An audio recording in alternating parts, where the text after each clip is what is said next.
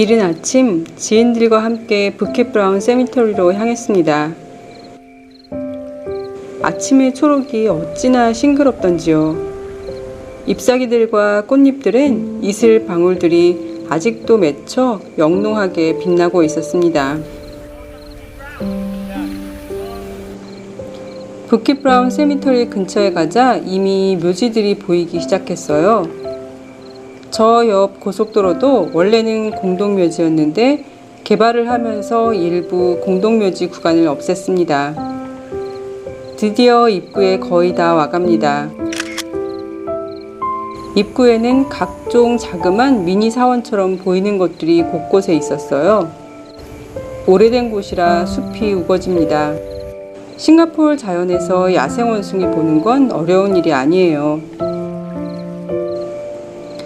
10만 개 이상의 무덤이 있던 것으로 추정되는 부킷 브라운 묘지는 1973년에 더 이상 매장이 금지되었습니다. 1940년대에 싱가포르에 와서 사업을 하던 영국 무역업자 조지 헨리 브라운의 거주지가 이 근처 힐에 있었다고 합니다. 그래서 이곳의 이름을 부킷 브라운이라고 지었습니다. 많은 중국계 개척자들이 이곳에 묻혔는데요. 난양공대 공동 설립자인 탈락세도 이곳에 묻혔고요. 싱가포르의 많은 지명들이 사람 이름을 딴 곳이 많은데 주치앗, 분레이, 총팡 등도 이곳에 묻혀 있습니다. 요즘 코로나 환자가 많이 나왔다는 탄톡생 병원 들어보셨을 거예요.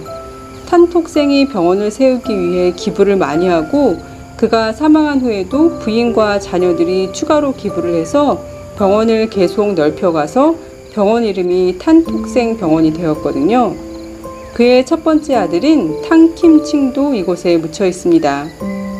그리고 리콴유 총리의 고모도 묻혀 있는데요. 그녀는 싱가포르 최초의 여성 의사였다고 합니다. 리콴유 총리의 고모와 리콴유 총리의 아버지는 이복 남매였는데요. 그 당시만 해도 부인을 한 명 이상 둘 수 있었다고 합니다. 그녀가 대단했던 이유는 그 당시에는 여자는 요리와 바느질, 집안 살림을 잘하면 되는 걸로 여겨졌는데 그녀는 공부를 하겠다고 영국 유학을 갔고 영국 의대에 재학 중에 한 출판사에 싱가포르에서의 중국 여성의 삶에 대한 기고를 통해 자신의 견해를 밝혔다고 해요. 여성이 자신의 의견을 공개적으로 밝힌 건 역시 전무후무한 일이었다고 합니다. 이곳은 원래 3명의 옹씨가 가난한 호키엔 사람들을 위해 자급자족 마을을 만들려고 땅을 산 거라고 해요. 그렇게 마을로 이용되던 이곳이 어떻게 공동묘지가 되었는지는 불분명하다고 합니다. 그런데 싱가포르 정부에서 이곳을 정리해서 고급 주거시설로 만들겠다고 발표를 했었어요. 하지만 이곳엔 많은 야생 조류뿐만 아니라 역사적으로도 가치가 있는 곳이라 많은 사람들이 이곳이 그대로 유지되기를 원하고 있습니다. 저 또한 이런 역사적 가치가 있는 곳은 그대로 유지되기를 원하는데요. 그런데 좀 염려스러운 것은 얼마 전 뉴스에서 이곳의 창립자였던 3명의 옹씨 중에 2명의 옹씨를 자손들이 화장을 해서 다른 곳으로 옮기고 묘지를 없앤 거예요. 이게 혹시 창립자 역시 이곳을 떠나는데 나머지 묘지들도 없애라는 암묵적 뜻인가 싶었습니다. 이곳에는 사실 버려진 묘지도 굉장히 많이 있습니다. 묘지가 버려졌는지 아닌지를 알아보려면 우리나라에서는 청명이라 불리고 이곳에서는清明이라 불리는 그날이 묘지를 관리하는 날이거든요. 그래서 자손들이 관리하는 묘지는清明절 이후에 오면 묘지에 새겨진 글자들이 선명하게 붉은색이나 황금색으로 다시 칠해져 있습니다. 이곳에 대한 저의 처음 느낌은 신기하다는 것이었어요. 묘지를 장식하는 방법이 우리나라와 틀려서 굉장히 신기하게 느껴지더라고요. 그리고 숲이 너무 울창하다 보니까 묘지라는 느낌보다는 울창한 공원 같은 느낌이었어요. 실제로 중국계 사람들은 우리처럼 모두 탐방 나온 사람들이었는데 서양인들은 개와 함께 산책을 하거나 조깅을 하는 사람들이 대부분이었습니다. 묘지를 꾸미는 양식도 시대별로 조금씩 틀리더라고요. 타일이 많이 사용된 묘지들도 있었습니다. 인도의 식 가드의 동상으로 유명한 묘지를 찾아갔는데요. 식 민족은 용맹하기로 유명해서 영국이 싱가포르를 지배할 당시 그들을 가드나 군인들로 이용하기 위해 영국에서 데려왔습니다. 그러다가 후에 중국계 부자들의 가드로서 일도 했는데요.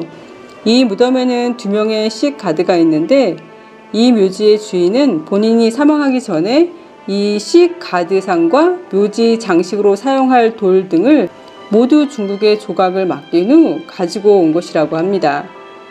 清明절이 끝난 지 얼마 되지 않아 아직도 음식들과 재가 남아져 있는 곳이 있었어요. 부자들의 묘가 있는 반면에 가족들은 중국에 있고 싱가포르에서 고생만 하다가 돈 한 푼 없이 사망하는 사람들도 있었는데요. 그런 사람들은 우리나라로 치면 향후회 같은 클랜에서 돈을 지불해줘서 아주 작은 묘지를 마련해 주었다고 합니다. 그렇게 가난한 사람들의 묘지에서 가끔 시멘트로 마무리 지어진 묘지가 발견되기도 하는데요.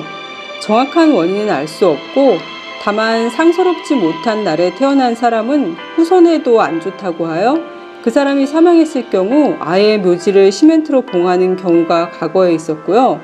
아니면 전염병에 의해 사망한 사람의 묘지를 시멘트로 봉하는 경우도 있었다고 합니다. 사실 죽고 나서는 아무 소용이 없는 것 같은데 다양한 묘지들을 보고 있자니 죽어서도 사회적, 물질적 계급이라는 게 존재하는 건가 싶더라고요. 부킷 브라운 세미터리에서 가장 큰 묘지를 보러 왔어요. 가장 높은 언덕에 있고 3룸 HDB 10개를 합쳐놓은 크기의 묘지라고 합니다. 옹 패밀리 묘지였는데요. 앞부분 재단은 화려한 페라나칸 타일로 장식되어져 있었고 역시나 식 가드가 있었는데 나이 많은 식 가드였어요. 그들이 오랜 세월 충성을 보여주는 걸 나타내기 위해 나이 많은 식 가드 동상을 세웠다고 합니다. 다양한 스토리들이 묘지 주위를 돌아가며 돌에 새겨져 있었고요. 사자상 역시 묘지를 지키고 있었습니다. 유럽 성 주변으로 수로를 파아 놓은 것처럼 수로가 있었는데요. 묘지 관리인에 따르면 과거에는 동네 아이들과 묘지에서 일하는 사람들의 발 담그고 노는 풀장처럼도 쓰였다고 합니다. 이 묘지를 마지막으로 다시 입구로 나가고 있었는데요. 가다 보니 과거 중국식 병사 모양의 테라코타가 지키고 있는 묘지도 있더라고요. 우리와는 참 다르게 생긴 중국계 호키엔식 묘지를 볼 수 있어서 재미있었고요. 몇 년 내에 사라질 수도 있으니 관심 있으신 분들은 한번 다녀가 보세요. 한참을 더 걸어서 맥리치 저수지 공원으로 왔습니다. 이곳을 통과해서 지하철을 타러 가는데 아기 원숭이들이 여러 마리 있더라고요. 그럼 오늘도 행복하세요.